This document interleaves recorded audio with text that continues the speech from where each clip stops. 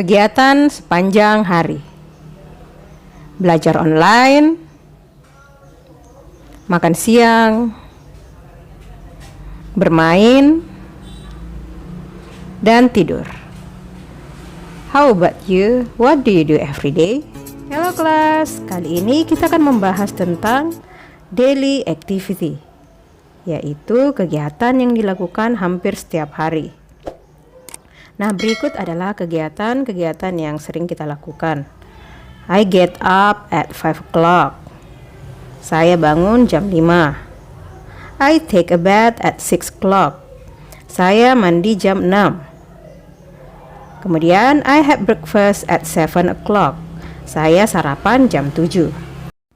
Nah, sekarang kita akan mengamati daily activity yang saya lakukan dengan yang orang lain lakukan, yaitu Aidin. Nah, kolom pertama berisikan waktunya, kolom kedua aktivitas saya, dan kolom ketiga aktivitas Aidin. Kegiatan pertama.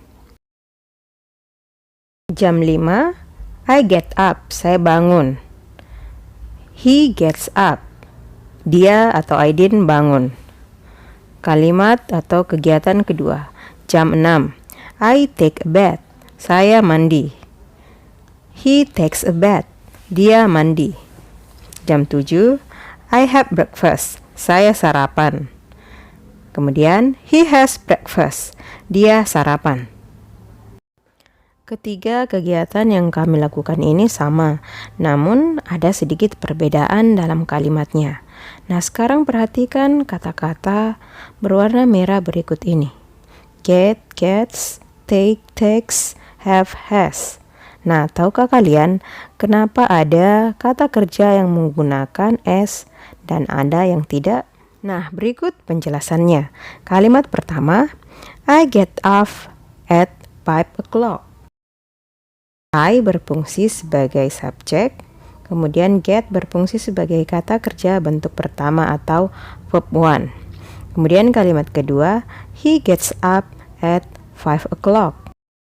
He di sini sebagai subjek. Kemudian kata kerjanya bentuk pertama harus tambahkan s.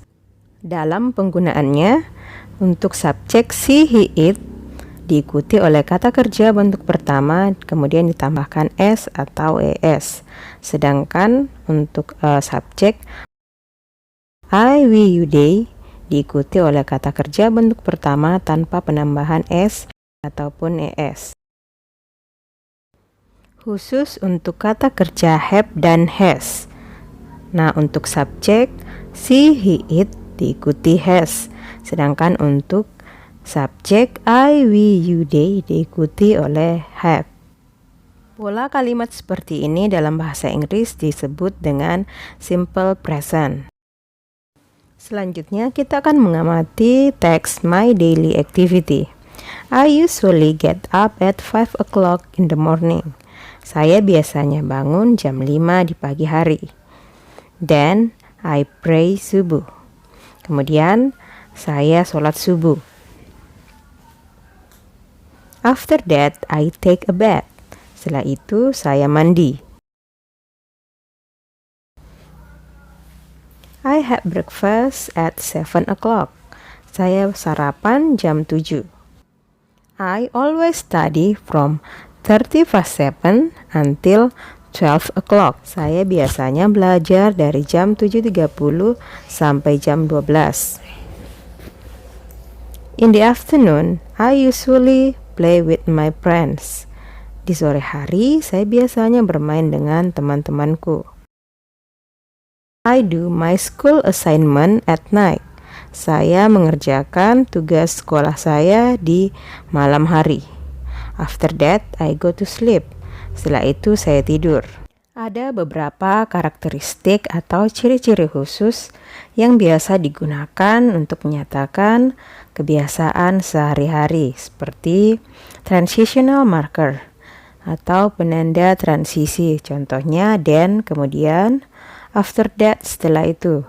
Contoh lainnya, first, pertama-tama, next, berikutnya, before, sebelum, after, kemudian, finally, at the end, akhirnya. Berikutnya adverb of time, keterangan waktu. Contohnya, in the morning, di pagi hari, in the afternoon, di siang atau sore hari, kemudian at night, di malam hari. Berikutnya adalah adverbial of frequency, yaitu kata keterangan yang menandakan seberapa seringnya sesuatu dilakukan. Contohnya, usually, biasanya, always, selalu. Contoh lainnya, often, sering, sometimes, kadang-kadang, kemudian seldom, jarang. Now, answers the questions based on the text, my daily activity. Nah, sekarang kalian jawab pertanyaan-pertanyaan berikut berdasarkan teks yang sudah dibahas sebelumnya yang berjudul My Daily Activity. First, what time does he get up? Second, what does he do at 7 o'clock? Third, how long does he study? Fourth, what does he do in the afternoon? Fifth, when does he go to sleep? Okay, that's all for today. See you in the next video and have a nice day.